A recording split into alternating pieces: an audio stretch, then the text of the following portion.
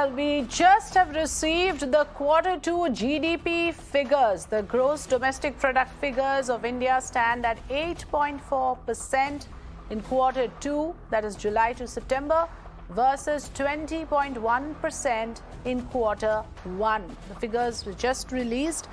India's GDP grew 8.4% in Q2 of the financial year 2022. My colleague Hina Gambhir joining us live. I'm going to hand over the mantle to Hina to take the discussion forward. This is a very important piece of information that we just shared with our viewers. Hina, over to you to break it down for us. The figures that we are looking at right now, what is the importance and significance of the numbers that we are looking at, Hina? Well, it's a positive growth that we can say that was witnessed in the second quarter, which is essentially July to September quarter for the entire country. Now, this period was very, very important, Afrida, and most of the economists, in fact, had predicted that the GDP is going to be in the range of about 7.5% to about 8.5%. Now, the second quarter GDP, or to simplify it for our viewers, let me say July to September quarter GDP growth data has come in at about 8.4%. Now, if you compare it to the first quarter, it's looking slightly lower. That in first quarter it was about 20.1%. In second quarter it was 8.4%. So it's not really a drop, because in the first quarter of last year we saw a negative growth, a contraction we saw because of COVID pandemic. Everything had to be shut down, and that is the reason why, because of a low base in the first quarter, the number looked so big. It wasn't really, in absolute terms, a 20.1% growth that we saw. Joining us on the broadcast right now is Yuvika Singhal, who's a very well-known economist and who's joining us on Mirror Now this evening. Yuvika, good evening. Thank you for speaking with us here on Mirror Now. 8.4% for July to September quarter as the GDP data. How do you see this? Good or could have been better? So I think it's a good data, aligned with our expectations, slightly above market of something around 8. We were expecting 8.5, and flat on GDP in that respect. I think it's a good number because it reinforces the sequential growth momentum expecting in Q2. So as you were discussing, this was the quarter where we saw the COVID infections after the I think, unfortunately, that's a bad line out there, Yuvika. We'll try and connect you on the phone line because it seems there's some signal problem. So let's call her on the phone. Meanwhile, let's tell our viewers as to what exactly has been the data that has been released by the government just short while ago. The second quarter GDP number, Afrida, has come in at about 8.4%. And this was a quarter, in fact, wherein we saw several macroeconomic indicators suggesting that our recovery has been faster than what we really expected. Our GST collections were much better than what we all were expecting. The consumption of fuel was much high. Apart from this, the sales figures that we were getting from the auto sector also pointed towards a recovery that was faster than expected. The kind of commentary that we heard from RBI as well as the Ministry of Finance also suggested that probably, as India managed to defeat the second wave of COVID, the recovery has come in faster than expected. Now we'll have to see whether this kind of a momentum sustains ahead or not. We will try and go across to Yuvika once again to understand the breakup as to what really contributed to this kind of growth. Yes, Yuvika, who's back with us right now. Yes, Yuvika, you were saying about the numbers in line with your expectations too?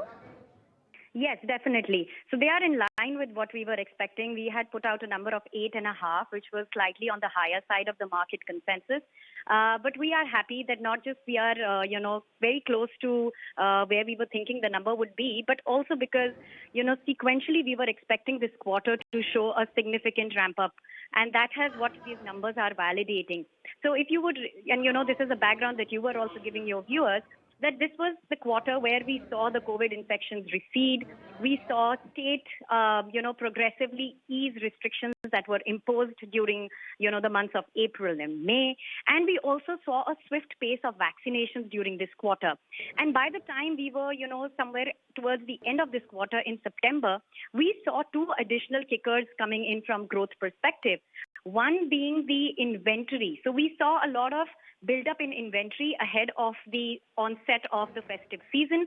And second, we also saw government spending pick up in a very meaningful way. So government up till August had been little restrained on at least the revenue side of expenditure. Capital expenditure has seen momentum.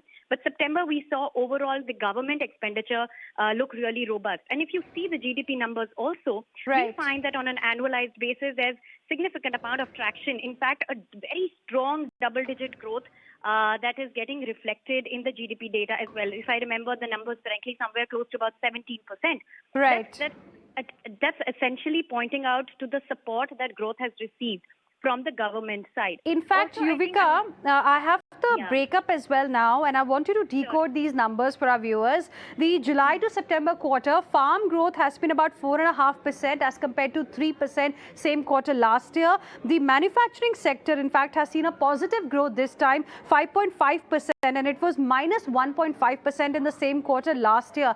Now, these are, of course, good numbers, encouraging numbers, but, you know, it was about the quarter that has gone away. But now, as we speak, there is a threat of a new variant as well spreading in India. You know, if measures are not going to be implemented properly, then is there a threat, according to you, to this positive trajectory, or should something specific be done? Right. So I think the threat of a new variant of concern, you know, impinging on growth is something that remains with us as a risk factor. You know, I would, if I could re-jog your memory and take you back almost a year, it was around the same time, you know, the cases were low and people were talking about a second wave, which did happen. I think instead of getting too much worried about something that we are, unable to forecast, or probably even forecast very well, even if we know that there is a third wave, we don't know what is the intensity, whether the vaccinations, still work against this variant. So there are too many ifs and buts. But I think, I would not want to guess estimate too much on that front. But I think I would like to leave certain concrete conclusions that come out of the data. So one, that we have seen traction up till the month of September. So that is validated by the GDP data. Now, what is happening? What is the story in Q3? So far in Q3, we have seen the growth momentum continue to linger at a fairly strong pace into the third quarter after Q2. So that means that will be two back-to-back quarters of good growth momentum. And October being the festive month, in fact, a lot of lead indicators, if I could point out, PMI services for that matter, core imports for that matter, a lot of high-frequency data, eBay bill generation, GST collections, all these are likely to show a peak. Some of them have peaked in October. Some of them are likely to peak in November. So this quarter, essentially, from a growth perspective, at least it looks to be on the right track. Okay. And we would want to be hopeful that, we hope that the variant is, is not resistant to the vaccines, and we hope that it doesn't get into another lockdown kind of a situation. So as of now, our base case, we assume, we are assuming that we could see a growth close to 10%, though we have added mild downward risks to this 10% growth. But I still think it's a number that looks doable, given that even today's number has come in slightly higher than what the market was expecting. All right, Yuvika, appreciate you joining us here on Mirror Now and explaining to our viewers the numbers. Afrida, back to you. So manufacturing sector, it seems, has done pretty well. In simple words, that's what we can tell our viewers when we decode these numbers. The agricultural growth has been pretty good as well. Even the current quarter looks good. Fingers crossed, we shouldn't really see the variant now wreaking havoc here in India. Otherwise, the economic recovery will continue to be on this upward trajectory. Yes, absolutely. After the coronavirus disruptions, this is a positive development. Indian economy has gained momentum. But like you said, Hina, fingers crossed, we'll have to see going forward what are the factors that play in. Thanks very much for joining us.